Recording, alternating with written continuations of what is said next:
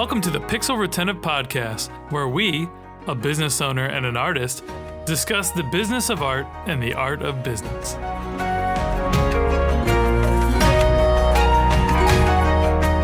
Hey friends, I'm Carl, founder of Epic Made, and I'm the host of the Pixel Retentive Podcast, where we share our thoughts on creativity, art, and business. Past guests include Alain S. Leve, founder of Motivare, Jags Nee, lead animator and owner of Jag Studio, and Mike Manor, who is the creator and animator of Beantown on Adult Swim Smalls.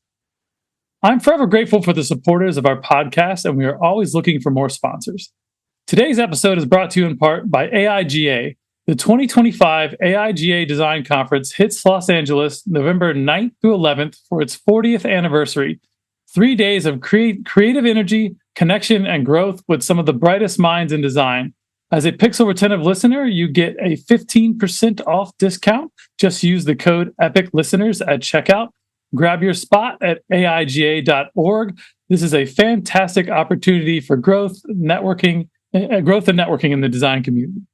And as always, Pixel Retentive is brought to you by the creative gurus at Epic Made. Epic Made is a team of artists and strategists who craft entertainment quality animation and illustration that grabs attention and gets results. With clients like Nickelodeon, WWE, and Sci-Fi, we know how to connect with modern audiences. Visit getepicmade.com and let's collaborate on your next creative campaign. All right, so with us today, we have Mark Cernosia. Welcome, Mark. Appreciate you coming on the show. Thank you. Thanks for having me. Yeah, man, it's going to be fun. All right, so Mark Cernosia is an influential figure in the animation and motion graphics industry, recognized for his creative leadership and entrepreneurial spirit. He is the founder of Profanity Creative, a prominent studio specializing in 3D animation and innovative motion design. All right, man. Well, that sounds fun. We're clearly got some stuff in common there, huh? Yeah, man. Yeah, good stuff. Thank you for the intro. Yeah, absolutely, man. Pumped to have you. So before we jump into today's topic, I'd love for our audience to get to know you a little bit better. So how long have you been in your industry, and what project are you most proud of so far? Oh, awesome. So yeah, I've, quick backstory, grew up in Vermont, skating, skateboarding, snowboarding, mountain biking, all the things. Really loved making videos with my friends of all. Through making all those videos as you're growing up and the production's getting a little bit bigger, then all of a sudden you need animations and motion graphics and things like that. And so I kind of fell in love with making that stuff move, and went through multiple jobs and positions and landed my big job working for Burton Snowboards here in Vermont. And I was the lead video editor, animator there for about 8 years. And that was phenomenal. But it really opened my eyes to what could be done with animation and product animation and stuff like that. And so back in about 2018, I went out on my own, started my own little studio, and have been kind of servicing the outdoor and lifestyle industries ever since, primarily with the 3D product animations and visualizations. So if listeners don't know what that is, picture a cell phone or a bike helmet or something kind of exploding, and you can see all the internal guts or all the different kind of safety features of a helmet, if you will.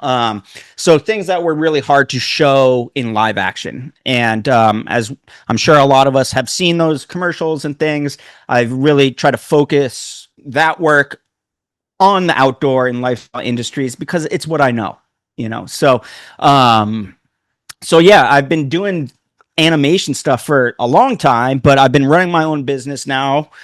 I started my own studio, but I had freelance stuff before that. So I've been kind of doing my own thing for, I would say, 12 years or so.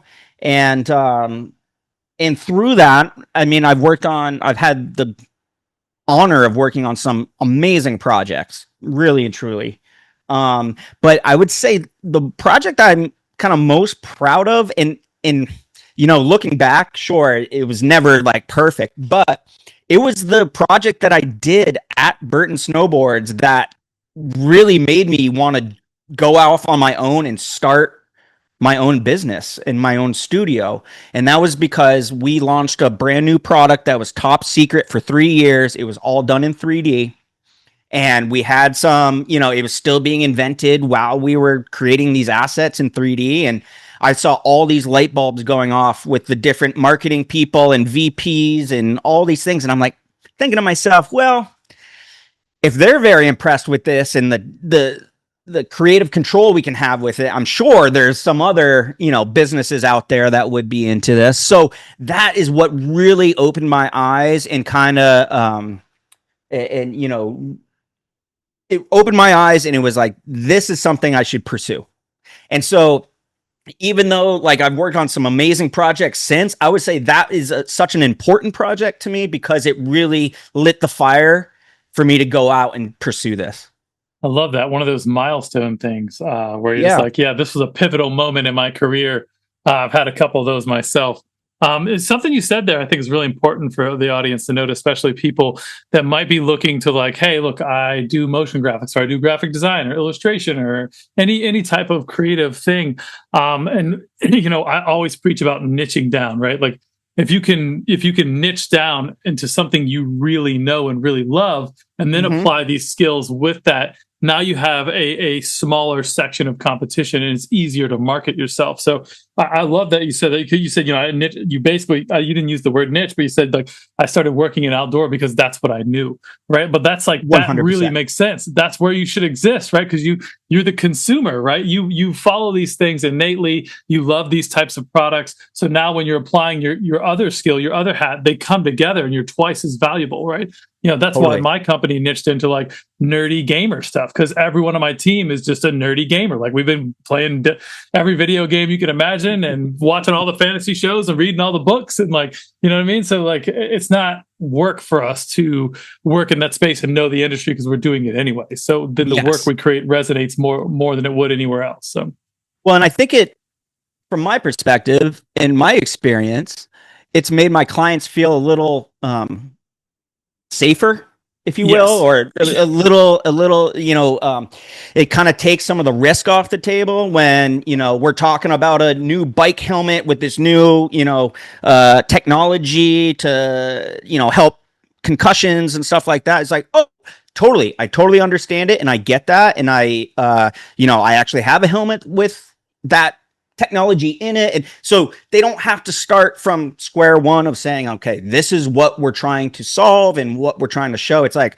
oh, I already know that technology. Sure. Let's show it off like this, So having those little moments with clients, I think really helps build the trust. Right. And 100%. Trust that like the people know what they're talking about and they understand your product, because I'm sure there's so many different studios and agencies that can like talk a great game. But when you start really getting into the nitty gritty of what even competitors are doing with the technologies and stuff, like you kind of need to know all of that space to really talk with your clients, and inform them of what you're seeing over here and what they may be seeing. They can tell you and you'll understand that too. So I think just really understanding the industries and staying within the things that you love and know really helps get that leg up right off the bat. Absolutely. And something you said there was really important. Whenever people are doing new business with new people, the way you get your foot in the door is to be the less risky option, right? Yes. Are you qualified to do the job? Do they believe you can do it right? They don't know. They've never worked with you before. So anything you can do to mitigate the risk on their end, like being an expert in their subject, in their industry, like that does animation or does whatever your craft is, like that's a risk mitigation factor. So 100%. All those things go into helping you close business. And this sort of all ties in, but before I ask that, actually, what was the piece of technology that you made that video about? Because now I'm excited. Was this like a predecessor to the GoPro, or like what was it? So when I was working at Burton, they were developing a new step-on boot and binding system, which for those who don't know, snowboarding, you have two straps on your boots holding your feet into the snowboard. There's been a lot of, kind of tries and failures over the years of trying to make a fast entry and fast release type of system for snowboarding. Yep. And it's always failed. The snow and ice builds up and you can't get into the thing or whatever. Yep. So Burton spent years developing this new system, and it was very much under lock and key, and it was hard for them to even make samples and stuff. So utilizing CAD files and, just 3D modeling and stuff, we were able to generate, digital twins of all that, before they even had the product. So being able to kind of iterate with the product people too, even as a marketer, I think that gave them a lot of excitement and a lot of confidence of like, hey, let's try this colorway. Let's do this. Let's try this. All these things that were, rapidly able to happen compared to previous workflows where those would have to be new samples ordered. Even with 3D printing, having to 3D print a new sample or something took more time. So I would say that, that was the product. And it was, we generated everything from the video, kind of the hero launch video, to all website graphics, to print ads. Everything was really contained out of Cinema 4D. Oh yeah, that's super cool. I love that. And just being able to visualize things and experiment, it's such a low cost way that wasn't producing a bunch of like junk that wasn't going to be used, right? Like that's really valuable. So yes. Cool. All right. So pivoting all this kind of into today's subject matter, building a creative career beyond the city. I think, there's obviously a big vein of that in the fact that like you niched into something you loved, and, those were the things that were around you. And like, so like, let's talk about that, because I think that's an important thing to talk about. So you don't have to be in New York and LA to have a successful creative career. Shocker. 100%. And honestly, like this was, right these days, it's way more attainable, right? We're doing these Zooms and all these things, but even years before this, like trying to be a 3D animator who lives in Vermont, who has there's no scene here. There's no like industry, I know a handful of other animators in and around where I am, but that's it. Most people are like video production or graphic design or whatever. Trying to network in and work with brands that are outside of my local area, I always thought was going to be really tough, right? And I'm like, I'm starting in the middle of nowhere. Everyone I know moves to cities to get these jobs and all that. But I think what ended up happening was Zoom was invented. So let's thank Zoom for a second, Yeah. And I would schedule these calls with clients, and we'd screen share, and we would, really talk through everything. And then I started getting some bites from different clients of like, okay, yeah, that sounds great. We'll work directly with you. We'll do these Zoom calls. And it really kind of cracked open this idea of kind of the globalization of the workforce for me, and by getting comfortable working like this and working remotely and essentially working with brands to learn about them, they can learn about me, and we can build that rapport and build that trust.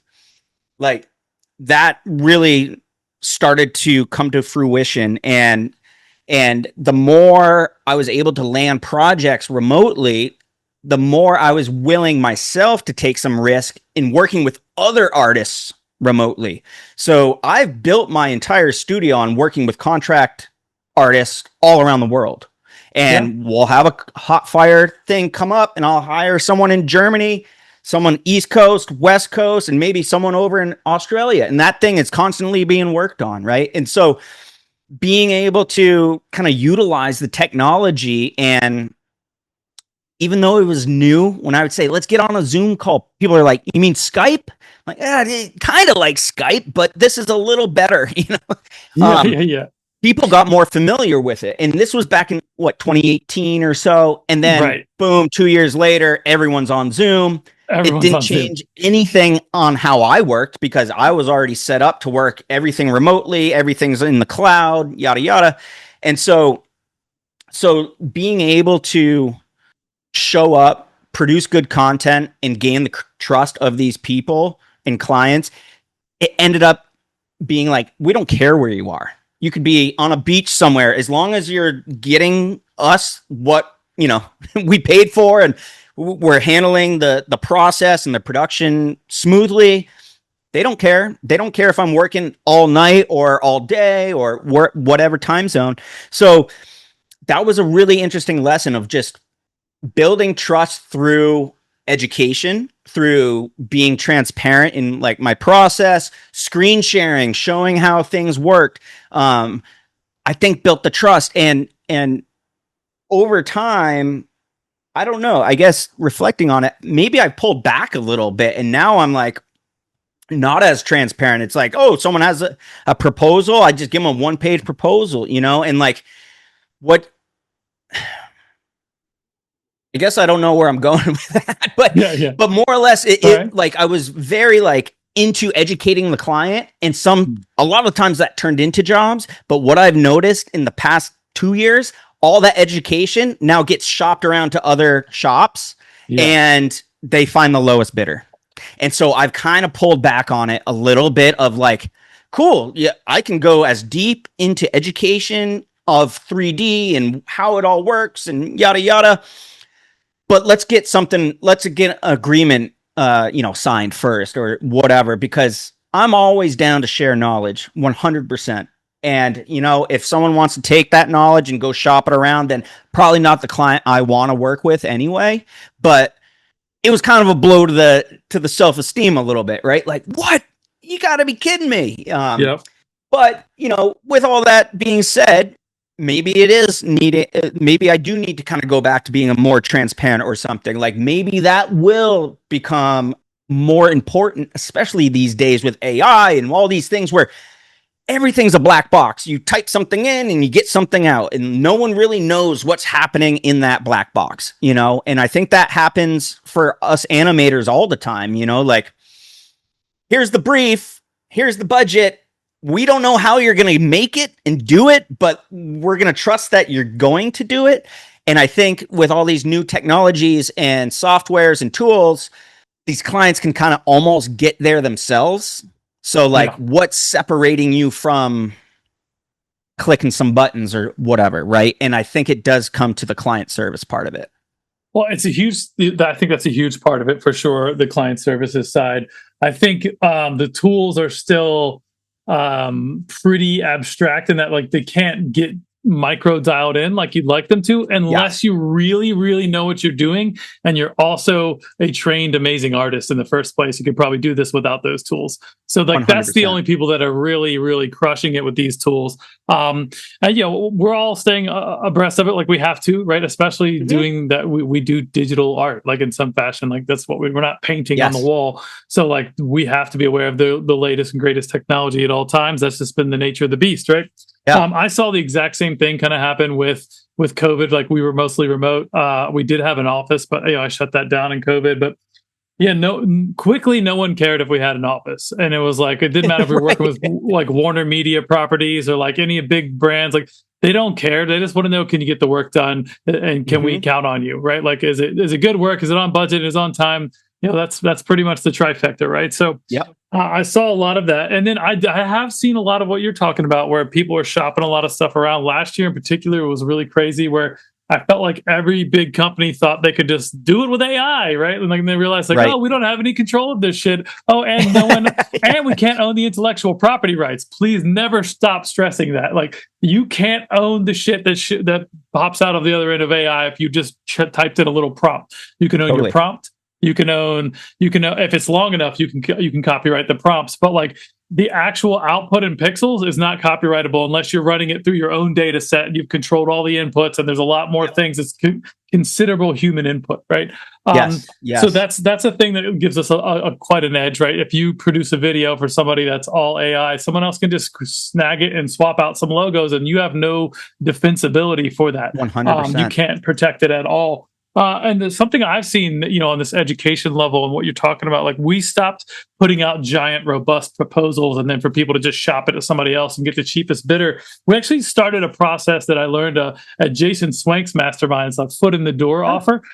So basically the idea is like we come up with a number that feels like a good number. And for us, like with our clients, it's usually like $1,500, right? It's not nothing, but it's not a huge amount of money. And it's like, look, we all agree ahead of time that like, on a rough ballpark budget, is this like a 50 to 100K project? Is this a 500K project? Is this a 5K project? And we go, all right, well, like we're in the same ballpark there. We have a loose idea of what we're doing, but there's so many variables and so much education that has to go into the process of any type of thing that's custom video animation, right? Whether it's 2D or Yes. 3D or stop motion or all the things in between. Like, so what we do is we created that, like, hey, look, it's $1,500. It's typically what we do. We have a up to a 90-minute session. We walk you through our discovery process. We create a robust proposal from there. It'll come with sketches. It'll come with, storyboards, maybe even like a proof of concept, depending on what we're doing.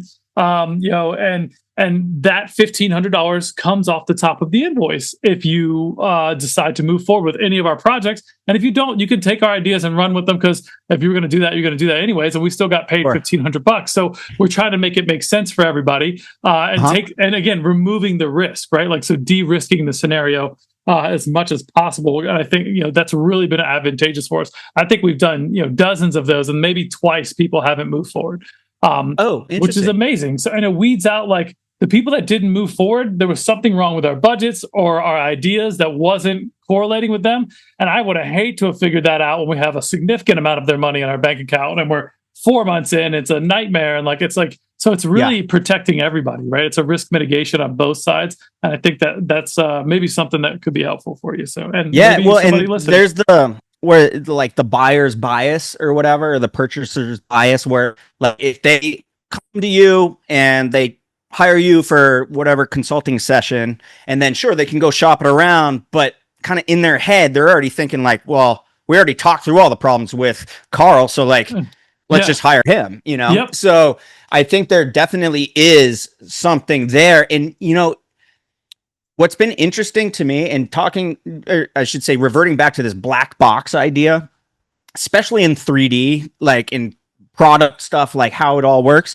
I started to experiment a little bit with like, I guess it is somewhat commoditizing what I do. It's already happening and I see it in all sorts of industries. So I'm trying to think of how do I stay on top of it, and essentially breaking it down of like, okay, it's just packages, right? So it's like, if you only have this budget, cool, we can do that. And you'll get X, Y, and Z for it. If you have this budget, X, Y, Z, ABC, blah, blah, blah, blah, whatever it is. Because I've gone through so many discussions where people just don't know what they're going to get, right? Like, okay, so I've got $10,000 budget.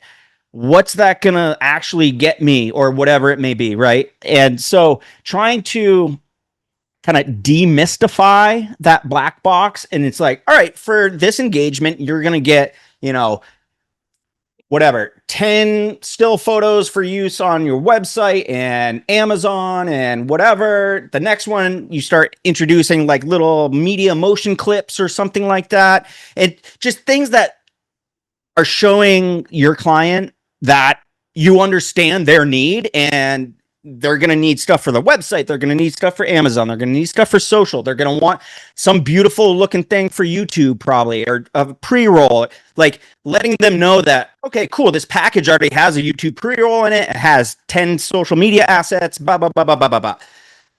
Even though I've delivered clients in the past is all that, I've never really like itemized it out of like, this is what you're going to get, And I think in this day and age, when people, and especially this economy and the world we live in, so many people are being very conscious about budgets and spending. So like trying to demystify, or just, I hate to use the word commoditize, but just allow people to understand what they get on the back end of their financial commitment.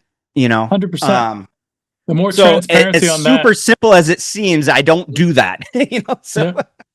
Hey, sometimes you got to jump on a podcast and work it out in your head out loud and think out loud and bounce them out. And you probably get off this thing and go, I'll send you a transcript if you want. You can run it through ChatGPT and have it put some suggestions for you.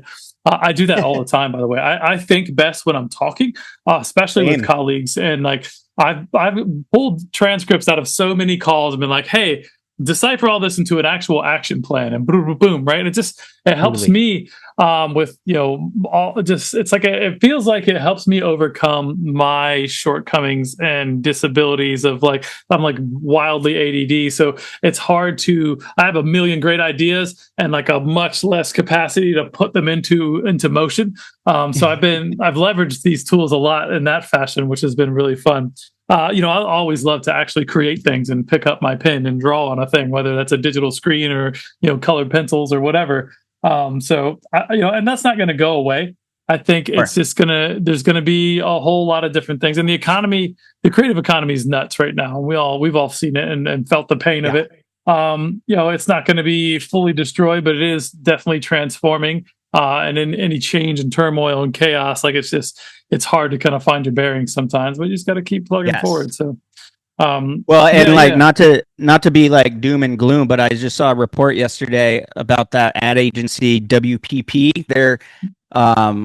Their net sales or whatever for the first half of the year was down 72%, which is quite a bit. And their reasoning for that is that just all these brands and companies, from big corporations like Coca-Cola to smaller brands, whatever, no one just knows what to do. No one knows what tomorrow's going to bring. So everyone's just like, I'm just going to hold tight and see what happens. Yeah. And so lay a bunch of people off because we don't want our executives to sell their third vacation home. That we can't have that. And they still need multi-million-dollar bonuses. But we should fire all these other people in the meantime for, for the shareholders or something.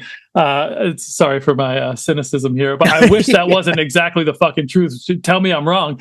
But it's crazy out there. And I think like between the uncertainty of technology, the uncertainty of regulations around these technologies, the uncertainty of what Crazy Man's going to do tomorrow with whatever ideas he has manic in the middle of the night on his Twitter account, like that all gets crazy quickly. Right. So like, if you're responsible for billions of dollars, like you have to be hedging your bets. It's all about risk mitigation in business. Yes. And right now, the economy is risky. It's terribly risky. So if you think there's a shortcut to use a little AI to like do this thing, like a lot of companies are going to do that, especially in this current climate. But again, I think that the big thing for creatives is that we can actually sell the intellectual property rights to the things that we produce.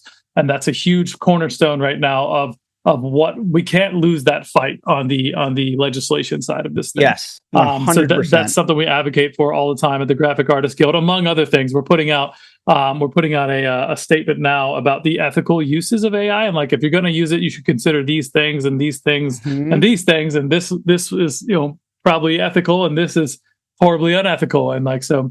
And we also produce like the pricing and ethical guidelines book for We're about to drop the 17th edition, but this is an amazing resource. I've been producing those since like 83 or 82, something like that. Oh, wow.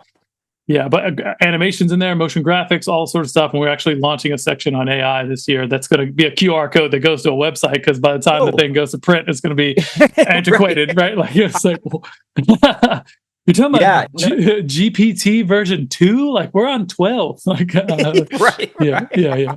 So anyways. It's crazy out there, and it's been really interesting just to pay attention to, like you said, the creator economy right now. I think there's a lot of things just up in the air. I'm trying my best to figure out what's next for not only me but like the industry, my interests. Like I love doing this stuff, but I can't do it for free all the time. Like, no kidding. I mean, I certainly can, but then it can't be my job, Right. Gotta eat. And it's been really interesting just paying attention to how fast this stuff is happening, right? But also like having to taste it. And like, I have all the subscriptions, right? Because like, when Midjourney releases video, well, I want to play with that because that's just me. It's fun, right? But I also need to understand what can do and what it can't do. Exactly. So and I'm sure you've probably seen the IKEA video that everyone's been sharing. Like this $100,000 IKEA video was made in 30 seconds with this prompt. And it's like, okay, I took that prompt and ran it through all the different things, and I did not get that. Right. Right. And that prompt was so detailed. Show me any creative director, art director, even client, whatever, that can write what they see in their head in that much detail. There's no way, you know. No, dude. So I'm just not feeling it. I don't know what it is, but like, you know, can we do 2 more revisions? Yeah, sure. Yeah. So sure. it is really, it's been interesting, like just tasting and playing with the stuff. So I know what it's capable of doing. I like when I saw that IKEA thing, I'm like, there's no way, you know, or even when Sora was released and they were showing all those videos, I'm like, there's no way. And then they showed all the breakdowns and how much post was done on all those clips. I was like, okay, you know, but not to say it's a year from now where who the hell knows, you know, it'll keep progressing. But yeah, that's where my team's at currently. Like we play with the stuff, we look at it. You know, we're deeply into it. I built in my own Laura models, and I have like, see these like faces up here. Those are all like my dad's paintings. I have 250 of these faces, but like 700 pieces of his collection. He passed away in 2016. I built a Laura model on Scenario AI, which is amazing. It's an amazing platform to build your own Lauras. And basically, a Laura model, for those of you that don't know, is something that sits on top of a generative AI model that allows you to prompt through that first and foremost to give it like a maximum kind of influence on what you're trying to prompt. Anyway, so like now I have a digital version of my dad that makes new paintings, and it's fucking beautiful and soulful and magical. But it's terrifying because somebody could do that with anybody's art. Like it's only great because I did it with my dad's art, but like somebody could do it with my art and steal all my stuff and steal my brand and like, you know, just like, oh, well, I'm Colorful Fred and like I make, you know, I don't know, like, you know, my art name is Colorful Carl, but like, yeah, so it's a terrifying space out there. So that's part of where I get into like, what's the solution to fix this? Probably more technology, right? So like, how about technology like blockchain? It's like, hey, if you go to colorfulcarl.eth, you can see a list of all my NFTs, right? And if you like, if you're not there, like if they're not listed there, then it's not my work, right? So if you want to support an artist, you can actually know when you're buying real work. 100%. So those kind of things, you know, digital, especially for digital creators, is just very powerful. And you know, the creative economy and creative artists at large, like freaked out in a bad way about Web3 and NFTs. But they didn't get like what it meant, the underpinning technology of like a verifiable, 100%. Immutable record of ownership and creation. That's fucking powerful. I don't care what. I mean, with all the deep fakes now, it's gonna have to happen. We need it. We need it. We need it on C-SPAN. We need shit that like shoots politics and mints it to a record on the blockchain, so it's irrefutable what happened. Like exactly. That's the kind of shit we need with that. But anyways, well, and let me say this, because this is almost like the other side of the coin. So I, for the last 5-6 years, ran an event called Camp MoGraph, where it was all about disconnecting to connect with other artists. So we rented like a summer camp for a long weekend. We would have workshops and fireside chats. We'd have late night karaoke. It was awesome. It was like summer camp for adults, but for creators. It's still happening, but I've removed myself from the business right now. But what was fascinating was last year, it was our 5th year doing it. Last year, the common theme that I picked up on was all of these motion graphic artists, all these animators, everyone, for the most part, was doing like a personal project that was like a hands-on, analog, not on the computer thing. And I was like, whoa, like, because I've talked to artists all the time, and like, but this was the first time I was like, hang on, like everyone's doing this. And like from making like wooden silverware and like cutlery to knitting to like all these things of like making things with their hands again. And I really believe we're kind of at that tipping point where like everything is online, everything's so digital, everything is just, you know, flooding your brain. And we even see it with the AI and the ChatGPT. Like it's just slop because you don't remember anything from it. You don't, because you didn't think about it, right? And so kind of having all of us digital creators like resist that, like, oh, and like go into something that's working with our hands again and almost like back to basics, I thought was a fascinating trend. And I don't even want to say trend, but a fascinating thing. But I think it's starting to become a trend. The more I see and more I talk to like my friends around here, everyone's doing things with their hands, whether it's DJing, whether it's photography or what, like people are getting away from the screens. Yeah. And for people who spend their entire careers behind a screen, I was like, wow, okay, I think there's a craving now for this disconnection of everyone being connected, right?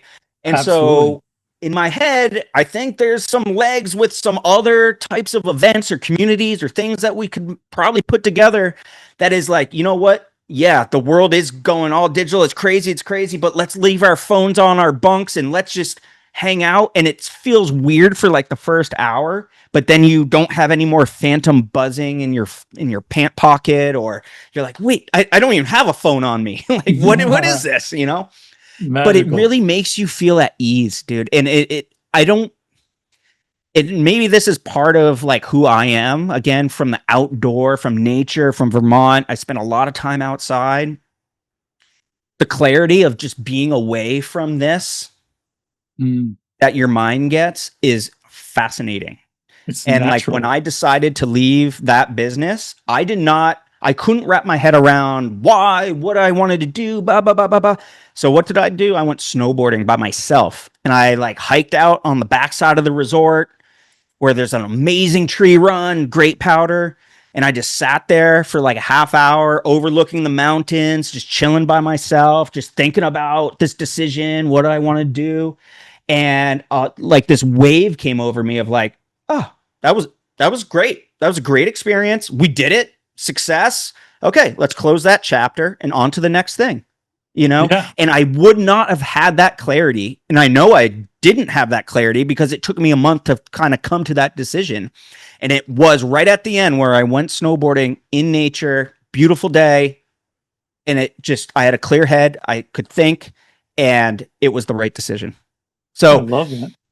Having those outlets, and people are always saying like, go for a walk or shower thoughts or whatever. The common theme is that you're not sitting in front of a screen, you know, like, so I think have Wednesdays like that every Wednesday morning, man. I literally go for a 2-hour walk in the woods, and I just check out every Wednesday. It's my thinking time. I don't take any meetings on Wednesday.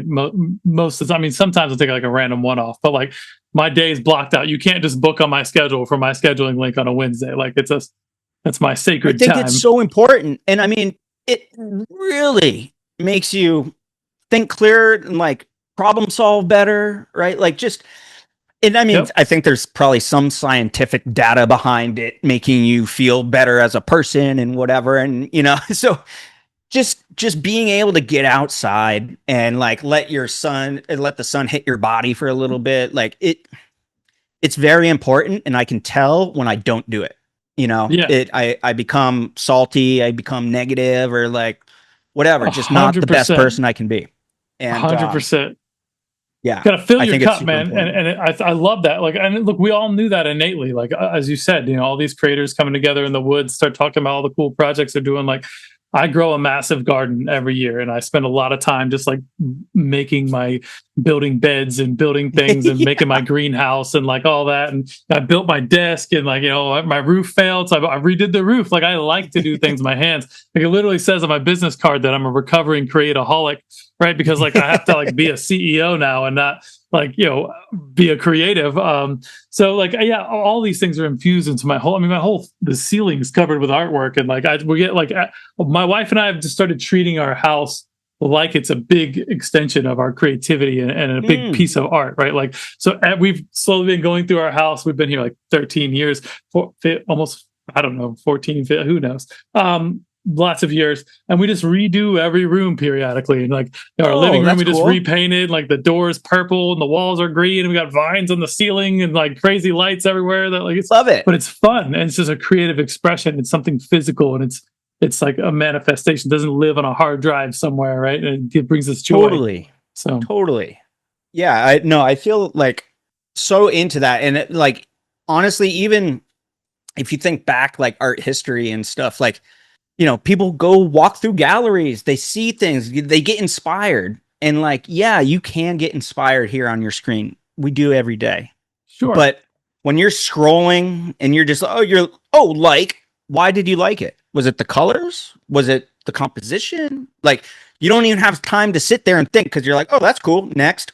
Right. And so, like, even just walking through nature, walking through museums, just slowing down and taking time to appreciate, Yep. I think it's something we don't do well these days, especially, and it's not our fault because we're just being inundated with like so much inbound, that it's hard to turn strategically that off. designed to just steal your life away from you, right? Like all this social media stuff and like the dopamine. I mean, they got scientists like working like, how do we make this shit as addictive as possible? Like they don't give a fuck about us. They just want to make money on us. Like, and it's, you got to check out. You've got to take control of your own. I deleted all social media from my phone. And now I probably spend 10, 15 minutes a day death scrolling. Like, what am I doing? I got other shit to do. Like, it's only at my computer, right? So that's really helpful. So, well, and something else that I've been like, this has been a really weird year for me, like for my business. The tariffs have really disrupted the whole outdoor industry.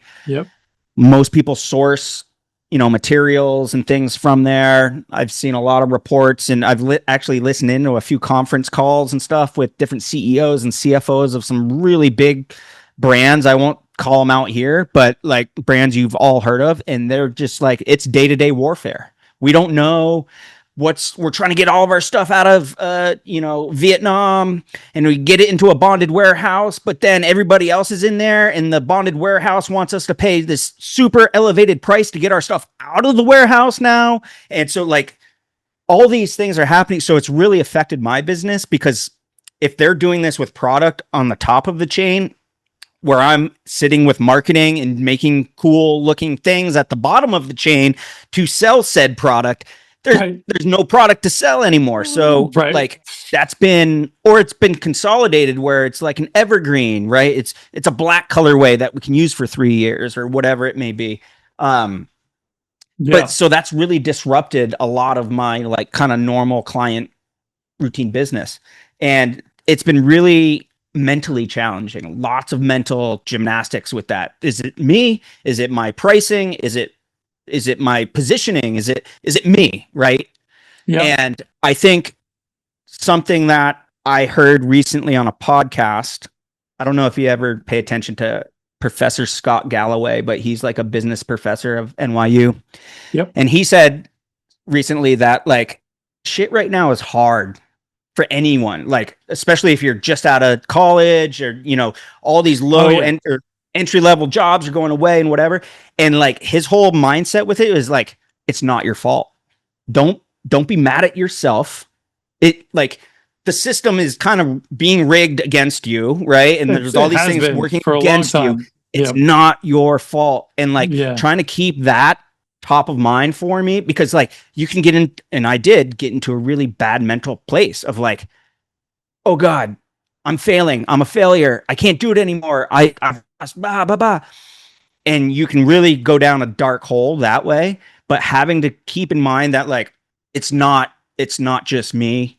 I know a lot of other people in my industry struggling, or like not struggling, but like it is not like previous years, Sure. And so just trying to keep that top of mind of like, it's not your fault. Keep doing you. Keep being who you are, because again, in the day of AI and where everyone's an expert and anyone can generate these images, it's all coming to the middle to that 50% gray, right? Because it's all just averaging what it can average, right? If anything, right now is the time, like I like to say, let your freak flag fly, right? Like be as unique and out there and kind of creative and as whatever you need to be to make you feel like do that, because right now it's kind of the only thing separating you from the generative AI that someone might be able to kick it out or whatever, and like I even posted something on LinkedIn the other day because I feel like my whole feed has been inundated with experts trying to sell me something, and like I did this, and this is what you should do if you want to be successful, and blah, blah, blah. And I took the bait. I was trying to do that. And now I'm just kind of fed up. I'm like, is everyone if everyone's an expert, then who's learning? Right? Like, what, tell me your failures. I'm more interested in that, you know?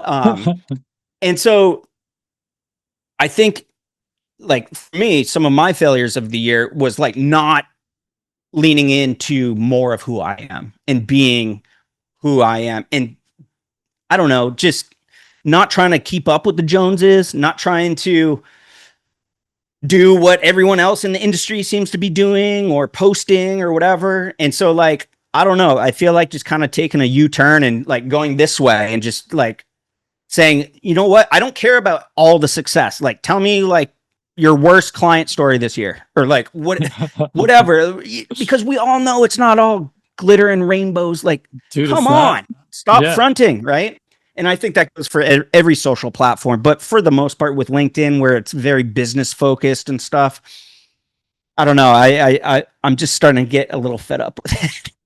It's and it's just packed full of like everyone trying to sell everything to everybody, and like, yeah, we're on there trying to do the same thing too, right? Like, it's just crazy. I don't know. It's and then like I've seen people post and like the posts that get the most interactions are usually not business focused. They're very like the algorithm's now supporting traditional social media content more than like, hey, here's some business strategies, or like, so I don't know, but it's so much noise out there, and it's like we're moving into this dead internet theory space where it's like we have algorithms processing what information to hierarchy and display to you that's all created by AI bots that is being served to, and other people's AI bots are like commenting and replying and liking, and it's like are there actually human beings in here? And it's really hard to decipher. So it's really, again, to back what you were saying earlier, like back to that analog space, like we've started sending physical cards to people. Like we've gone back to like, hey, here's a thank you card with a custom hand drawn painted piece of art on it. Just like that's way cooler than a Starbucks card, right? Like, and like stuff like that that's just tangible. Like I made one of our somebody I've been doing some business with a 3D printed, hand painted mascot, of their little mascot. Like, and I gave it to him in person. He was like, "Oh my god, this is great!" So just like doing things that are a derivative and just kind of totally different and tangible and physical, like I think has a lot of value in this marketplace. But like you said, we just all need to stay on top of all the things that are happening. And go, hey, that's not me, and that's not me, and that's sort of inspiring, and I don't like that. Boom, and then put something together that's you, and put yourself out there, that you can be unique, and people can appreciate what unique things you bring to the table. Again, a niche, if you will, and again, that de-risk the scenario. Like I trust this guy after watching X number of videos with him and seeing him be vulnerable and saying these things and doing that things, and we believe the same shit. So like, I want to talk to him about this thing that I'm doing, because I would rather work with a human being than try to like beat my head against a keyboard trying to prompt an AI to understand what I'm trying to say. Like that's not a great user experience. So we'll be fine. You just have to weather the storm and be intelligent about your money, and just continue to be aware of what the economic environment is. And just hunker down. Like it's a storm. Like it's not great out there right now. But the best kind of niche positioning, I think, is being yourself, right? Because there's 100%. Only one of you. Nobody can do you better than you. I say that all the time. Exactly. I love that. Exactly. All right, so this went really fast, by the way, man. This is awesome. Yeah, so we're coming up on time. Before we wrap, I have one last question for you. Is there anyone or anything in your career that you'd like to shout out to the audience? Maybe a mentor, a valuable resource, or favorite client? Yeah, for sure. Probably too many to name, actually, but a couple that just pop into my head right off the bat. Barton Damer from Already Been Chewed. You should get him on the pod here. I think he would be a great guest for you. He's been a great kind of sounding board and mentor to me over the years, and we connected through skateboarding and all that. And so he's been and he's got a great studio and produced great work. Amazing. So he's been a really helpful stepping stone in my career. I would also say, and this kind of puts a nice little bow on the topic of today was years ago I heard Erin Sorofsky of Sorofsky. She was on a podcast talking about it didn't matter where the artists were, as long as they were good, showed up, did good work, on time, all the things. She's like, we're willing to take a risk on working remotely. And this was probably back in 2015, 2016. And so that kind of planted the seed in my head that, oh, maybe I can do this remotely from Vermont, you know? So she probably has no idea how much that affected me, but it did. And now amazing. I'm friend, you know, she's a good friend of mine. So is Barton. And like, so being able to like hear these artists and business owners and creatives talk, and then having the technology and the ability to reach out and talk to them. I mean, that's pretty cool in itself. And then being able to really turn that into like a friendship and foster more of a relationship. Like that is the beauty of technology and the beauty of being able to be connected. Right. And so sometimes I think I forget about that it's all like, oh, we're too connected, but it led me down a lot of good roads. So and you can choose how you use these tools and how much they own you versus you own them. Exactly. So, you know, that balance is always important, right? As the yin and yang on your hat there. Exactly. Goes Felix the cat into the yin yang. Yeah, I love it. I didn't even notice it was Felix the cat on the left. That's great. Yeah. Awesome. All right. So we've been talking to Mark, who is the founder of Profanity Creative. You can check out their website at profanity.tv. But if listeners want to follow up with you directly, where should they go? Yeah, they can go there. Or Instagram, profanity.creative. LinkedIn is just my name as well. Or feel free to shoot me an email, mark@profanity.tv. Awesome. All right, Mark. Well, thanks so much for being on the show, and we'll see you all next time. Awesome. Thanks, Carl. We really hope you enjoyed the show. Please like and subscribe to join us on our next journey through the world of art and business on the Pixel Retentive Podcast.